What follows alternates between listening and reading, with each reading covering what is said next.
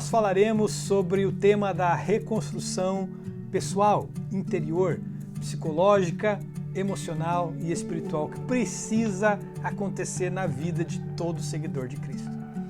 Quando nós nos achegamos a Cristo, nós nos achegamos com uma grande confusão, uma grande tempestade interior de vários níveis e várias ordens, emocional, psicológica, espiritual, e a gente chega com a nossa bagunça toda diante de Cristo e com a ajuda do Espírito Santo, uma arrumação começa a acontecer no nosso interior.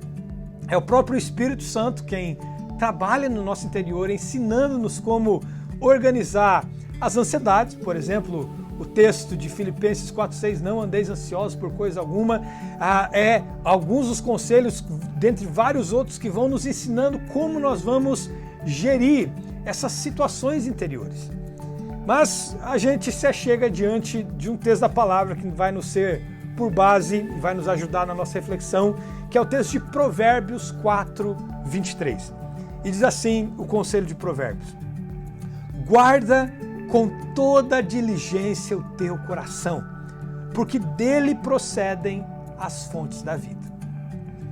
Eu e você, como gente crescida que seguimos a nossa vida, nós temos uma agenda cheia de atividades. A gente já tem a nossa rotina pessoal, acorda de manhã cedo, já começa a entrar no modo de trabalho, já se arruma, já prepara e a gente segue fazendo as nossas atividades como habitualmente nós sempre fizemos. Eu bem me lembro quando a pandemia estourou e nós fomos obrigados a ficar em casa.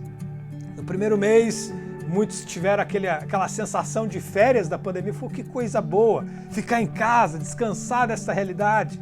E de um mês passou para 2, passou para 3, para 4.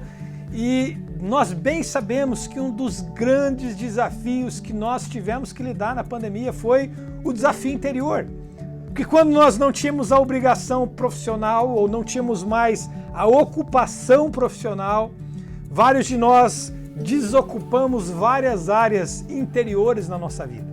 Ao invés da gente estar que nem o hamster na rodinha do hamster a correr e ali ocupado sem tempo para pensar naquilo que acontecia no nosso interior, nós, nesse tempo de pandemia, vários de nós tivemos tempo de sobra para olhar para o nosso interior, para sermos confrontados com os nossos pensamentos, com os nossos sentimentos, com as nossas motivações, pensar o que nós estamos fazendo da nossa vida.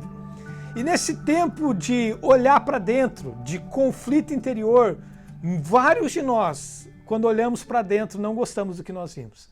Vários de nós vimos como nós não somos tão bem preparados para lidar com as ansiedades, com as incertezas. Vários de nós ficamos completamente atormentados com a falta de ter o que fazer. A gente não sabe descansar, muitos de nós descobrimos que nós não sabemos como descansar, esperar. E ali, no meio dessa crise toda, a gente viu como o nosso coração, na verdade, não é bem cuidado, como nós deveríamos cuidar. E o desafio que nós temos é então justamente esse.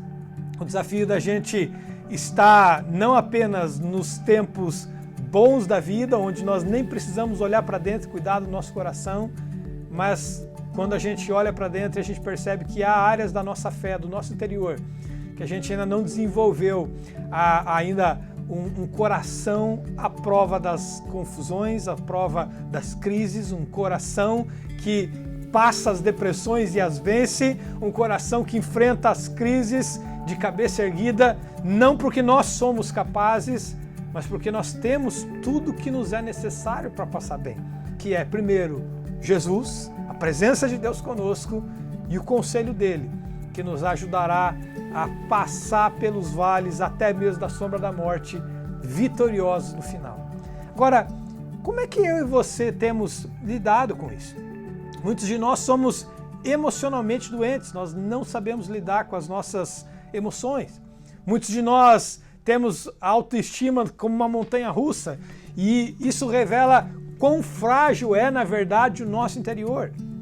Isso necessariamente nos leva a esta posição onde nós precisamos, então, entender que é necessário reconstruir parte de quem nós somos, a nossa identidade, a nossa vida, como nós pensamos, como nós reagimos, como nós fazemos a gestão das nossas emoções. Nós somos então chamados a fazer isso à maneira de Deus. Muitos de nós somos reativos, batem em nós, pisam no nosso calo, a gente explode, a gente fala, a gente faz como a gente viu os nossos pais fazerem, a gente já tem o hábito de fazer as coisas desta maneira, mas a verdade é que há muitas coisas que precisam ser diferentes. A nossa boca precisa de um freio muitas vezes, porque a gente fala o que nós não deveríamos falar. A gente precisa ser sábios na maneira de se portar. E o conselho de Deus, então, em várias áreas, vai nos ajudando a gente a rever isso. Nós não temos como controlar as surpresas da vida. Boas notícias virão, baterão a nossa porta, acidentes acontecem, pessoas virão e nos atacarão e às vezes elas não saberão que nós estamos numa situação vulnerável e nós vamos ter que aprender a gerir essas situações. O que a palavra de Deus nos ensina quando nós temos essas situações que chegam, chamam a nossa atenção, batem a nossa porta, esperam por uma resposta? Quando alguém nos bate na nossa face direita, devemos rapidamente rebater na face esquerda? Devemos ir à briga, como se diz? E é claro que não. O conselho de Jesus é exatamente o contrário. Se alguém te bate na tua face direita, ofereça a esquerda.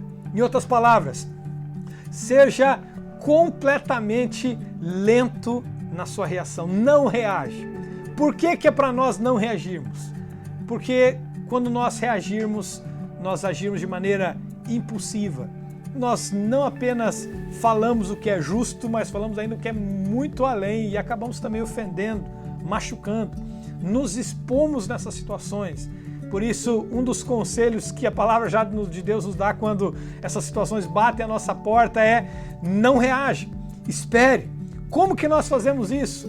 Nós precisamos aprender a substituir as nossas palavras e as nossas reações com oração. Vai orar. Se pisaram no seu calo, ao invés de você logo dar o grito da dor ou querer resolver o problema, vá para a oração, vá para o seu quarto. Fecha-se ali por um tempo, conta até 10, como a gente costuma dizer para as crianças. Está nervoso? Vai contar até 10.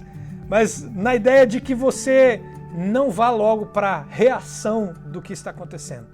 Muitos de nós somos estritamente reativos. Se nos pisarem, nós vamos reagir. Se nos falarem, nós vamos responder. Se nos baterem, nós vamos bater.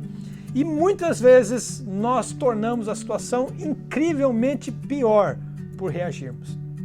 A segunda coisa que também é conselho para nós, não apenas na questão da reação, é que a gente aprenda a domar muito desta turbulência, deste leão que às vezes está dentro de nós querendo sair para fora. E a vida de oração ela vai ser imprescindível para isso. O lugar onde a gente chora as nossas injustiças, o lugar onde a gente alivia as nossas tensões emocionais, deve ser na presença de Deus. É onde a gente entra no nosso lugar secreto, fecha a nossa porta e, como diz Jesus, o nosso Pai que nos vê em secreto nos ouvirá. Mas infelizmente, ao invés de ser o nosso Pai que nos ouve em secreto, aquele que vai ouvir as nossas queixas, a gente faz as nossas queixas chegar ao ouvido de muitos outros. Da esposa, dos filhos, do patrão, dos amigos. E a gente sabe, você sabe muito bem, às vezes a gente conversa com uma pessoa e a gente sente a amargura nas palavras, sente a dor, sente o desconforto no ar. E nós não podemos ser essas pessoas desgostosas, amarguradas. Mas como que a gente lida isso, pastor? A gente lida isso indo primeiro em oração.